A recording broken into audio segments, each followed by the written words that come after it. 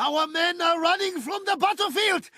Shameful display! Good morning, everybody, and welcome to this episode of the Daily Hotpot. I am your co-host, Drift, aka Robbie. And I'm Khan. Good morning, everyone, and welcome to a special edition of the podcast where we do our occasional review of a special show or video game. Khan, what is this special show or video game you have stored for us? Well, I'm pretty excited to announce that we are going to talk about Shogun, the FX TV show that just finished. It just finished this past, Monday evening, even though they said they would do it Tuesdays. Every show is flipping the schedule on us, but yes, it was the 10th and final episode of this season. Well, Khan, my brother, what did you think? So I am so happy we got to see this miniseries. So actually, before the show even came out, I saw the trailer, and I did end up watching the 1980 version, the miniseries. Yes, and it's very interesting, the contrast between the two, where you have an 80s vibe and then a 2024 vibe. So being a watcher, or I've seen the original miniseries, very interesting to kind of just compare the two in the back of my mind anyways. How close would you say do both the shows compare to one another? Because I'm assuming, you watched the previous series, but you didn't read the books. Neither did I. Well, for those that don't know, it is actually it's written by James Clavell back in 1975, and it's actually the first of 6 stories he dubbed the Asian Saga, and all around Japan. I believe there are some other countries, but it's mostly around Japan. And actually, a tidbit about him, which is kind of interesting, I believe the author was a POW of the Japanese. Yeah, so it's interesting that even after all that he went through, he came out, writing all these books, very respectively wrote these books from for Western audiences about the Japanese culture. Yeah, it's a very interesting perspective, considering that, this is kind of maybe not in the same vein, but that same kind of fish out of water, dances with wolves story. It's kind of the predecessor, if you will, to the Last Samurai with Tom Cruise. You got a Western fella being engulfed in Japanese culture. But this story, just as a whole, is very respectfully done. I agree. Of course, it can't pertain to the books itself, but as far as this modern series goes, headed by Hiroyuki Sanada, this show nails it and does it with a lot of respect. Yeah, I definitely agree. Going back to The Last Samurai though, I think the format in which they chose, or at least the author chose, allows a Western audience to kind of get into the story and slowly reveal certain things about the culture and characters in a very natural way, or at least a way that an audience can just relate to. And that's the same way with Dances with Wolves or The Last Samurai. That's how they did it. I really appreciated the non-heroic character of, I guess, Blackthorn, where in The Last Samurai, Tom Cruise is kind of supposedly the hero and stuff like that, and it's, you see everything from his perspective, and you get glimpses of how the other characters interact. Whereas for this show, the first couple episodes, it's kind of the intro, the introduction for audiences. So you still have a little bit of that, but it definitely comes more about the other characters, the story behind the shogunate.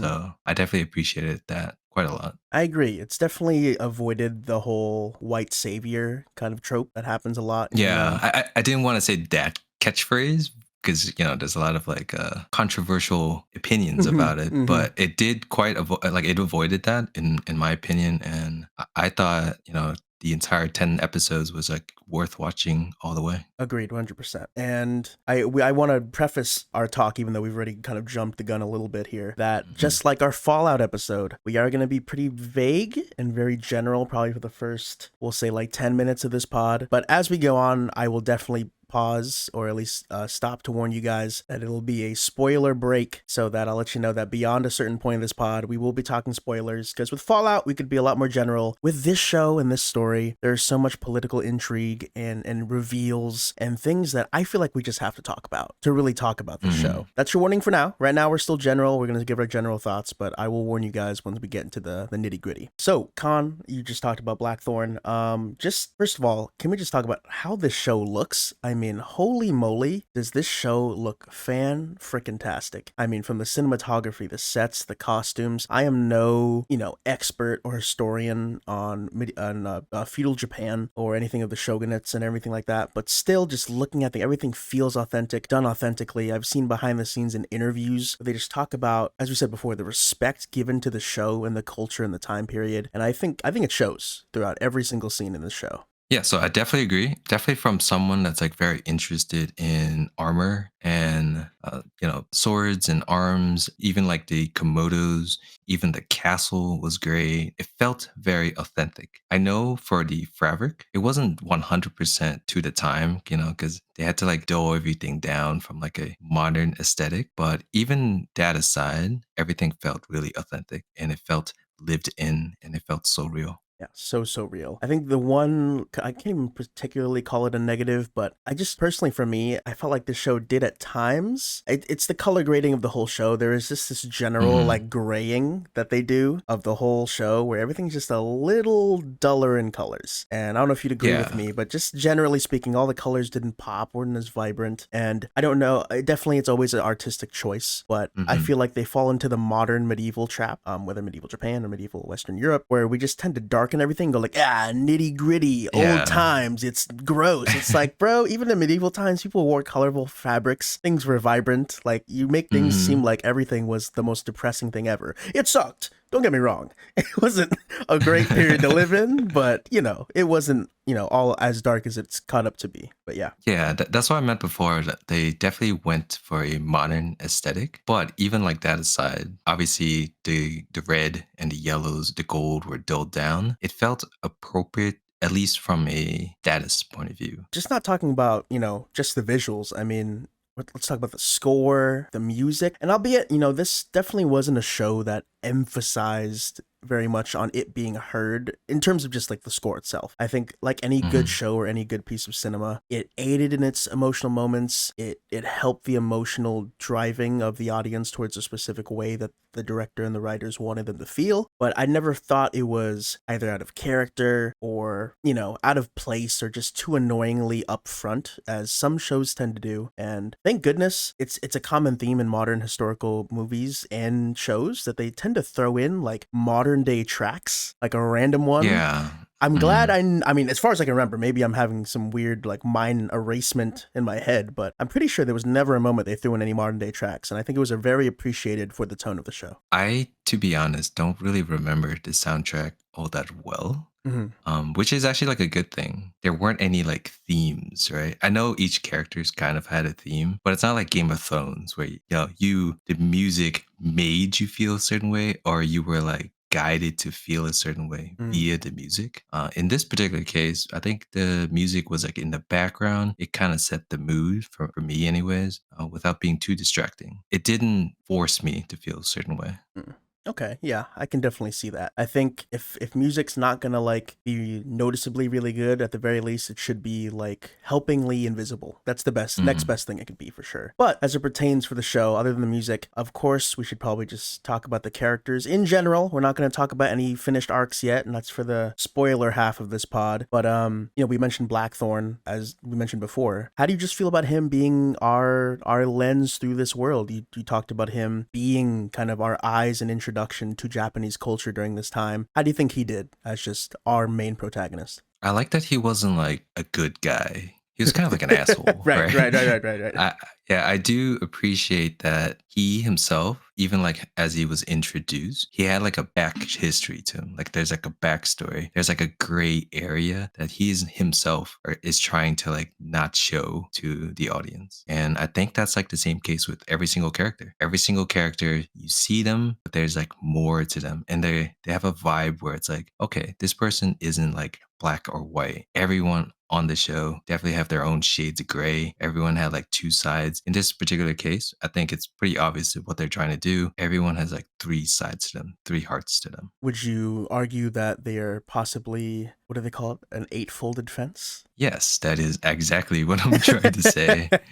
And it kind of like sets it up for like even the title character, right? Torganaga. He's kind of like the central figure that all the political events are circling around. Hmm. He himself, like it's not until like the very last episode you get a glimpse of, like who he actually is. Because for the most part, for like the first 9 episodes, he's kind of just there. He potentially is maneuvering things. Did he set this event in like happening or did he not? Was this a coincidence? Was it not? You know, the audience was kind of left in the gray, like left in the shadows in regards to his character, which is actually very intriguing. Super intriguing. And I feel that that's kind of been the thematic and eventful pattern of the show, is a lot of events that occur throughout the show that set the plot in motion, and a lot of political maneuvering, as we mentioned before. That's a big part of the show. If you're looking for the show to have a lot of crazy, sick, anime-esque Japanese samurai on samurai combat, you're really not going to get that. I think you're not looking in the right place for this type of show. I hate this comparison because it's such an old school comparison of like, internet culture, but it's more Game of Thrones than it is a Lord of the Rings in terms of like crazy sick combat and battles. You're there only for the political maneuvering and the intrigue and the espionage, compared to seeing sick, grandiose Pelennor Fields Helm's Deep battles. And that's the beauty of the show. And I think, like I said, as I was getting to, the pattern of the show is showing you this event and you're going like, well, is that really just happening off the cuff? Are people just reacting? Or is this some sort of grander plan set in motion by the true chess players in this whole battle for Japan and its future? It's really intriguing. It's really awesome. And as they unfold that throughout the season, they were hooked. They had me hooked, like, easily. And I thought it was really good throughout the show. Yes, I also agree. How do you feel about the romance or potentially lack of romance throughout the entire show? In particular to, I would say my favorite character, and I'm sure a lot of people would also say it's their favorite character, is Mariko. I think that's how you pronounce her name. Yeah, Mhm. I was very surprised at how much I would like that character. Like watching like the 80s TV show, definitely she was like one of the major characters, but the way that she was portrayed, it was definitely more of like an 80s white audience Mhm. perspective of like a Japanese woman. Whereas on this show, the Japanese, it's for like a Japanese audience, or rather, it wasn't like for an audience that's like not aware of Japanese culture. She stood out as pretty much like one of the best characters for me. I am pretty much 100% agreed on at least her stance and her character for me. She's definitely, I think, the best and most well-written character of the show, and the most in-depth character in terms of at least what we see of her. You could argue Mhm. Toranaga, but as you said before, his depth doesn't really come out till probably near the end of the series. I mean, that's no spoiler, really. It's just like, he is a central figure of the show, but his depth and his motivations don't really come through for a while. As for the romance itself, I actually enjoyed the fact that there was not as much of, I mean, I don't know, I'm trying to remember if there's the actual, like, cinema term for this, but I will just phrase it right now and coin it as, like, the foreign lust plotline of like, oh, Yeah, like, yeah. oh, I'm in this new exotic land and I meet this girl, and you know what? Though we have maybe a little bit of physical and emotional chemistry, we're kind of just shebanging because it's this exotic sight of white man or just general protagonists meets foreign lady and they get it going. And I'm glad it wasn't that. Though they did have a Mhm. romance, the plot seemed to really build it as something more natural, but not like a lovey-dovey natural, more like these two bond in such a way because of trauma and understanding the limitations of their life, and that they can confide in one another because they've experienced strangely congruent lives, although through different circumstances. That one felt more natural to me. So I appreciated that we didn't just see we just didn't see a big fuck fest, and it wasn't Game of Yeah, Thrones in that yeah. sense, for sure. I liked it. Like the chemistry between the two characters was actually really good. It was like for me a certain tension between what they wanted and what they had to do, and how it conflicts with what they want their goals to be. Mhm. So that tension kind of like lasts throughout the entire show. And it really accumulates at the end with certain events happening around Mariko's character, and how like that particular storyline kind of like wraps itself up. Yeah, I think that's a big just theme of the show, is the conflict between honor, duty, and your own personal goals, right? And I think, yeah, Marco is the actual, epitome of that in terms of a character arc and that conflict. And they nail it. They nail it. I think the show just did everything right with her character. And I mean, not just talking about them. I mean, there's amazing side characters. I mean, let's talk about like Yabushige, which was the Dude, I love that guy. He's so good. He's such a dick. I love it. He is not okay. I hate doing the Game of Thrones comparisons, but just to make it simple for you folks who are mainstreamers, he is like maybe not as conniving and as politically forward, but he has the same like selfish and self-boosting goals as like a Littlefinger. He's kind of just there to stay afloat and stay above. And he's that type of character where you just like, God, I hate him, but I kind of love him because he has this like this charm that's like, ooh, I hate that you're so selfish and you're so self-goal oriented, but I can't not like you because you're just you. You're unapologetically you. And it's, he's a great character. He's surprisingly the most anime character. I love the faces that he makes pretty much at every scene. Mm-hmm. When events happen around him, he's always like reacting in a, huh? What? No way. Is it right? It's like because he schemes quite a lot. Sometimes his schemes work out, sometimes they don't, and it catches him by surprise. So his faces are just general reaction to things. It's so funny. The amount of times that you would just hear, Onaga-sama. Like he's like, Onaga-sama. Like, he's like, wait, my lord, what? Hold on. What's going on?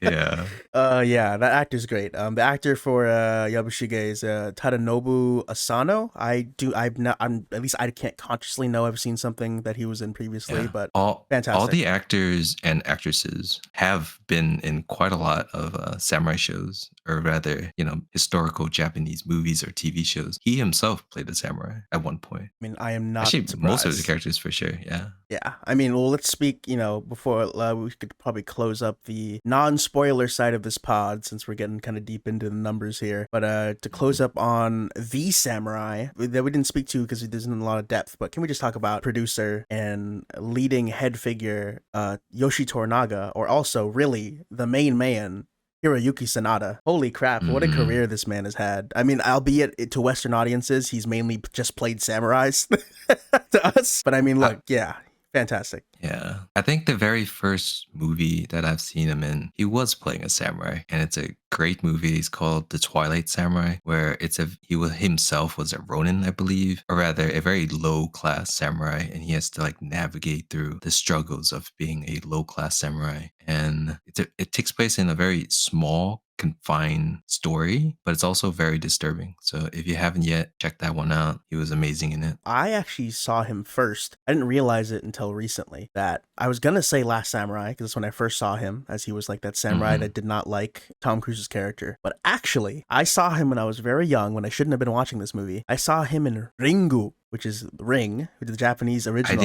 I didn't even know he was in Ring. He's the protagonist, if I'm not mistaken. He's the main character in Ringu. Ah. Yeah, not a samurai. Okay. Not a samurai. But I mean, yeah, that's probably why I didn't recognize him. But he is a very just established actor, veteran actor. He's been living in LA for actually 20 years now. So he's a veteran of the industry. He's well loved. Love him in everything he does. He's, been in recent movies like Bullet Train. So, shout out to Hiroyuki Sanada. Love that man. But Khan, are you ready to break the seal? Break the seal on the spoiler? Because I'm kind of really want to talk about some things, and I'm kind of busting at the seams right now. All right. Let's do this. All right, guys. So this is your warning now. We are officially entering the spoiler section of our pod. If you would like to step away, maybe finish Shogun on your own time, please do. Finish the show. It's fantastic. That's really our official rating. I don't want to speak for Khan, but honestly, it's fucking fantastic. Go watch it. And then when you're done, come back, listen to our spoiler section, and join us for a convo. So Khan, can I just say, the big reveal at the end for Toranaga to be a lot more like selfishly conniving than and having pulled the strings around the entire story, even though you already knew he was doing that, pulling the strings around the entire last act more so than he already was, or at least initially thought of. I thought that was such a cool reveal. Yeah, and I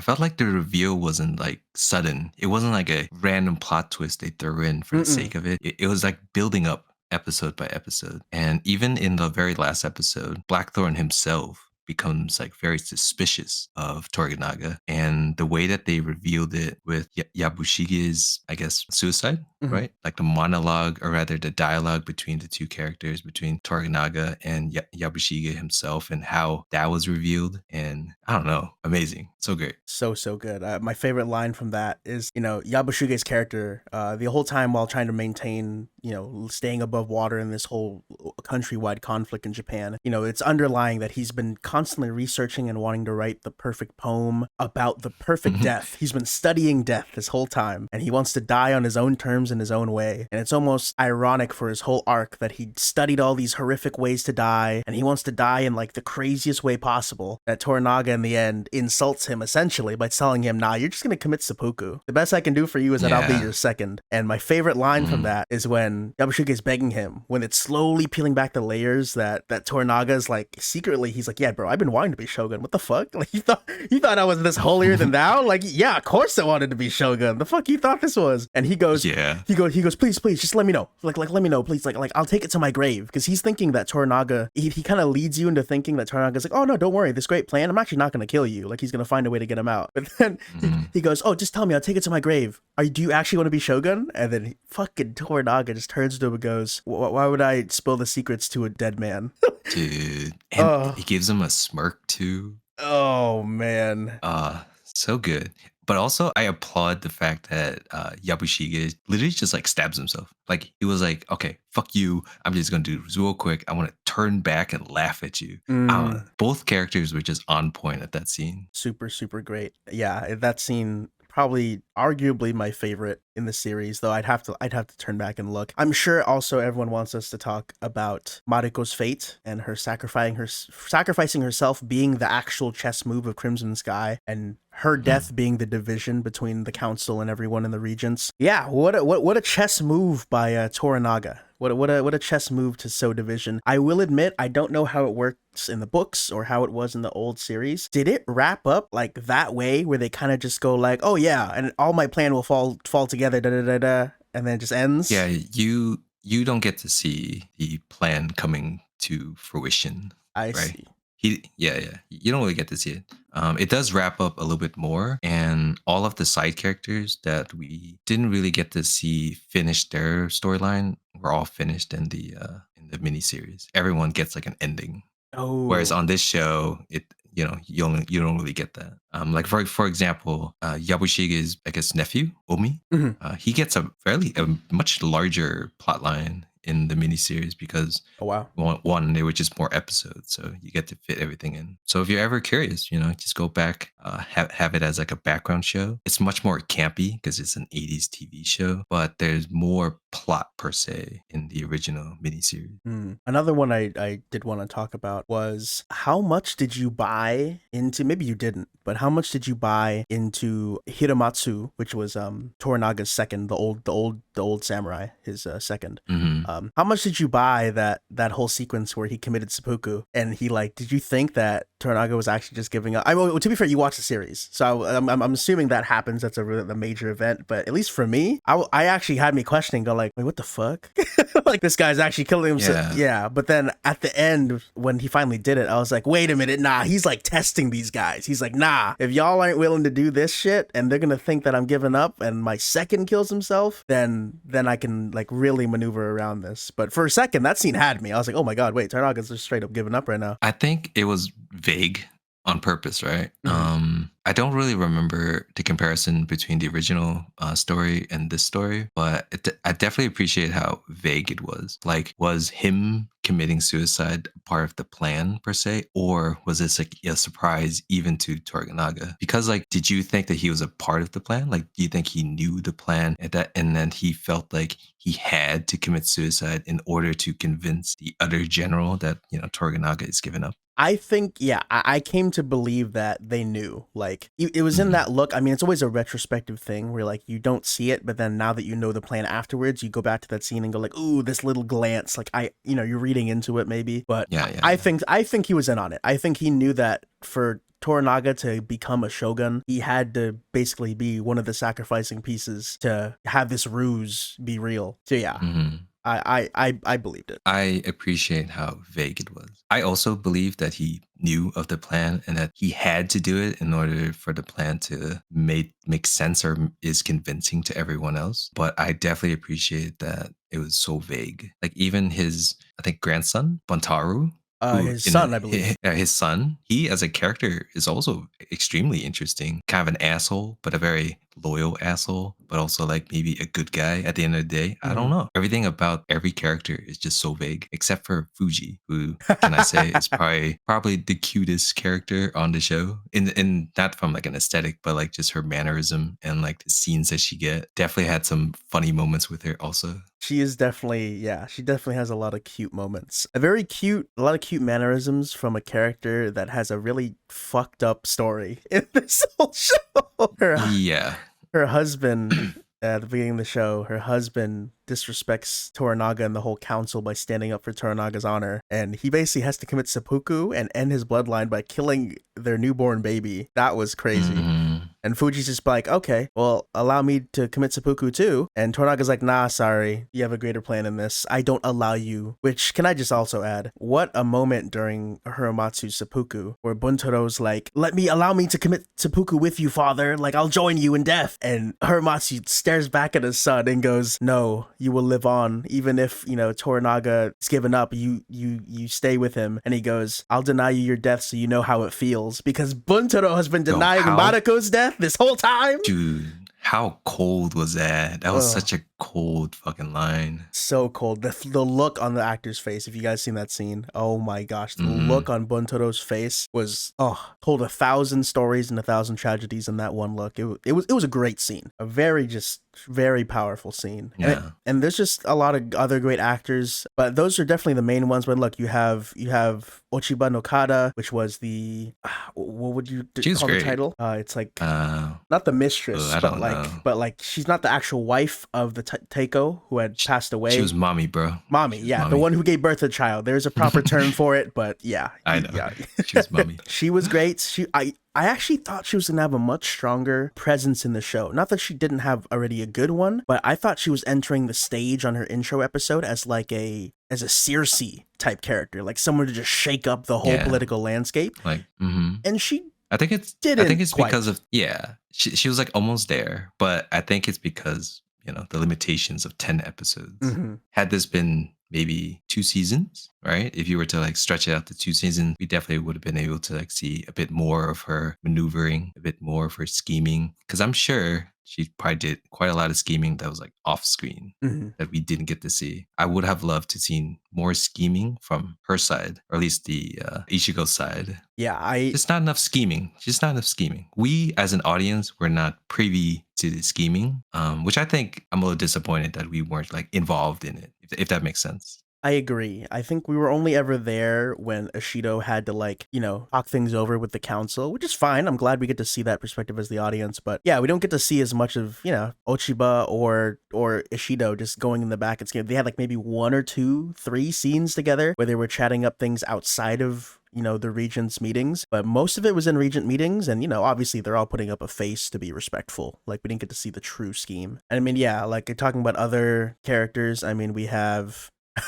Nagakado, which was Yo, how mean, how much of an asshole are you to your own son? I gotta say, Toranaga, even though like his son was like, a regular, essentially a child, right? A over ambitious, reckless child. But man, to treat your own son like that, tough. It's tough. It's so tough. I mean, admittedly, Nagakado did, put his dad in some shitty situations. I mean, to be fair, Toranaga was counting on his son making stupid ass decisions, as we see later in the show. But I guess one of the many questions is like, did Toranaga scheme it? Right? Did he predict it? I don't know. It's so vague, but like in a good way. Yeah. Like, clearly, it was shown that he was leaning towards knowing what his son would or would not do and putting that into his own plan, but the fact that he wasn't like privy to the plan of his own father, that he himself was just a pawn, super tough. It is super tough. I mean, that just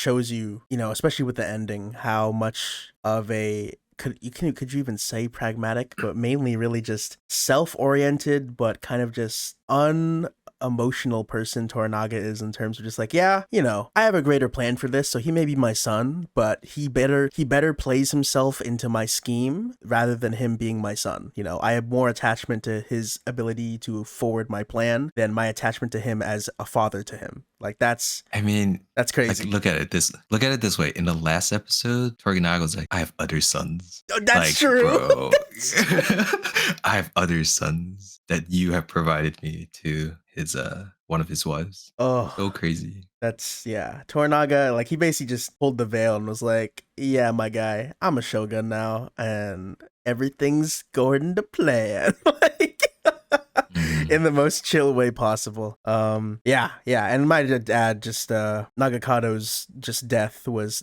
I shit you not how loud I fucking laughed out loud like when he died.